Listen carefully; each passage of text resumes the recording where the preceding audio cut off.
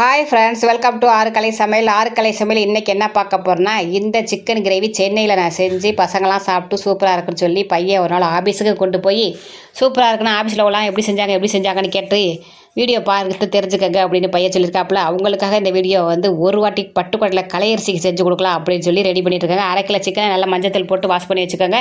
வானல் அடுப்பில் வச்சுக்கோங்க. எப்போது ஊற்றுற கோல்டு வினர் எண்ணெயை ஊற்றுங்க. எண்ணெய் நல்லா சூடு ஏறணும். சூடு ஏறினதுக்கப்புறம் சிம் பண்ணிவிட்டு அரை கிலோ சிக்கனுக்கு தகுந்த மாதிரி வெங்காயத்தை, பெரிய வெங்காயத்தை நல்லா சன்னமாக பிரியாணிக்கு நறுக்குவோம்ல அந்த மாதிரி வெங்காயத்தை நறுக்கி வச்சுக்கோங்க. நறுக்கி வச்சுக்கிட்டு ஆயிலுக்குள்ளே இறக்கி விட்ருங்க. ஆயிலுக்குள்ளே இறக்கி விட்டு நல்லா செவன வெங்காயம் செவக்கணும். இதாங்க முதல் ஸ்டெப்பு.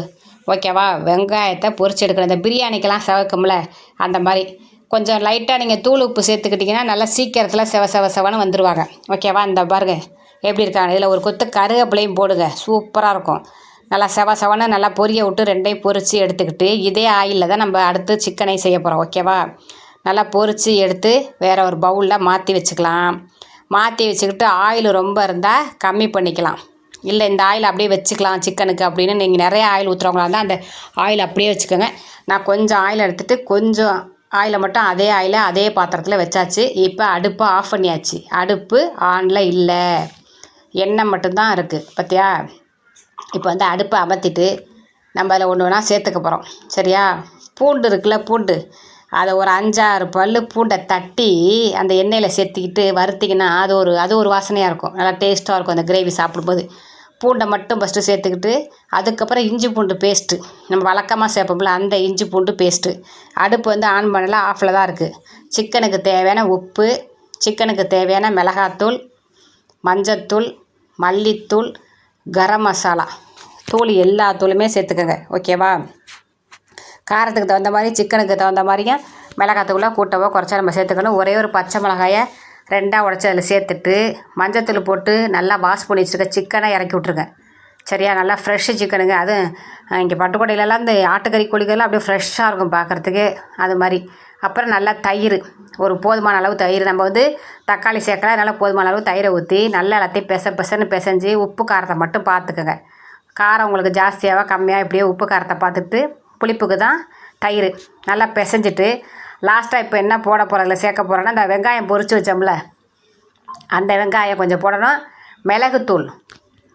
மிளகுத்தூளை மேலாப்பில் கொஞ்சம் தூவிட்டு அந்த பொரித்து வச்சுருக்க வெங்காயத்தையும் கொஞ்சம் மேலாப்பில் தூவிட்டு நல்லா மறுபடியும் பெசறிட்டு ஒரு 1/4 மணி நேரம் அப்படியே தட்டை போட்டு மூடி ஒரு ஓரமாக வச்சுருங்க. கொஞ்சம் வெங்காயம் மட்டும் இருக்கட்டும். கொஞ்சம் வெங்காயத்தை மட்டும் தான் சேர்த்துக்கணும். அப்படியே பெசரி விட்டு தட்டை போட்டு மூடி ஒரு 1/4 மணி நேரம், ஒரு 15 நிமிஷம் தண்டாமல் வச்சுட்டு நீங்கள் போய் சீரியல் பாருங்கள், ரெஸ்ட் எடுங்க, அடுத்த வேலையை பாருங்கள், டீ குடிங்க. ஆனால் சுபாவுக்கு என்ன டைம்? டீ குடிக்கிற டைம். டீ குடிச்சிட்டு வந்து பார்க்கலாம். இப்போ ஒரு 15 நிமிஷம் அவங்க ஊறட்டும். ஓகேவா?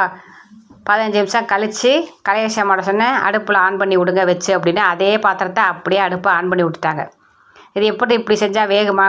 கொஞ்சம் நேரம் கழித்து பாருங்கள், அவங்களே தண்ணி விடுவாங்க. தட்டை போட்டு மூடுங்கன்னு சொல்லிட்டேன். தண்ணியே ஊற்றக்கூடாதுங்க. அவங்களே இப்போ தண்ணி எவ்வளோ தண்ணி விட்றாங்கன்னு பாருங்கள். அந்த மீதி வெங்காயம் அங்கே இருக்குது பாருங்கள். இப்போ திறந்து காமிக்கிது கலையரிசியமாக அங்கே பாருங்கள். தானே அவங்களே தண்ணி விடுவாங்க. இதுலேயே அந்த கறியெல்லாம் வெந்துடும். அதனால் நம்ம தண்ணி சேர்க்க வேண்டியதில்லை. இப்போ வந்து இந்த மீதி இருக்க வெங்காயத்தை போட்டு கொத்தமல்லி தலையை போட்டு சாதத்தில் போட்டு சாப்பிட்ற மாதிரி இட்லி தோசைக்கு வேணும்னா நீங்கள் இப்படியே இந்த ஸ்டேஜில் எடுத்துக்கலாம். நம்ம சாம்பார் வச்சுருக்கோம், அதுக்கு சைடிஷாக தான் வச்சுருக்கோம். அதனால் இன்னும் கொஞ்சம் தண்ணி இருக்கட்டும்னு சொல்லிட்டு மறுபடியும் நாங்கள் சிம்மிலே வச்சுருக்கோம். நல்லா வந்து தண்ணி வந்து இருக்கட்டும். இருக்கினதுக்கப்புறம் இந்த மீதி இருக்க வெங்காயத்தையும் போட்டுட்டு கொத்தமல்லி கருவேப்பிலையும் போட்டுட்டு இறக்கி வச்சு சைடிஷாக வச்சு சாப்பிட்டோன்னு வச்சுக்கோங்களேன், வாசனையும் டேஸ்ட்டும் வேறு லெவலாக இருக்கும். நான் அதை அடிக்கடி பசங்களுக்கு இங்கே செஞ்சு கொடுத்துருக்கேன். இந்த வாட்டி கலையரிசிக்கு இங்கே செஞ்சு கொடுத்தாச்சு. கலையரிசி நம்ம இது மாதிரி செஞ்சு பார்க்குறேன்னு சொல்லிடுச்சு. நீங்களும் கண்டிப்பாக வீடியோ பார்த்து தெரிஞ்சுக்கோங்க. பையன்ட்ட யாராவது கேட்டிங்களா, அவங்களும் வீடியோ பார்த்து தெரிஞ்சு வீட்டில் செஞ்சு சாப்பிடுங்க. ஓகே, பாய், நன்றி, வணக்கம்.